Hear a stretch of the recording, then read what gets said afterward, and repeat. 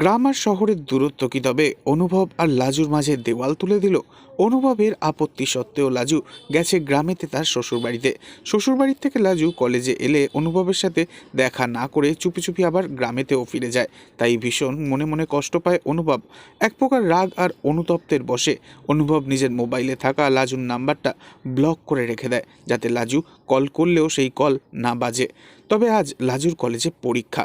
লাজু ঘরেতে গ্রামে বিছানায় বসে মোবাইল নিয়ে কাঁদছে, কারণ সে অনুভবকে সকাল থেকে সমানে ফোন করে যাচ্ছে, কিছুতেই ফোনটা লাগছে না অনুভবের।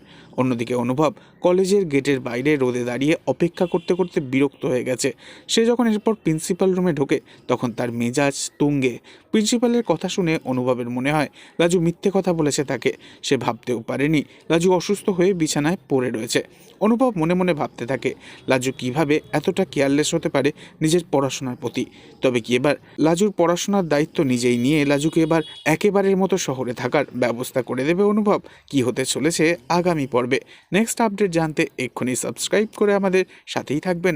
ধন্যবাদ।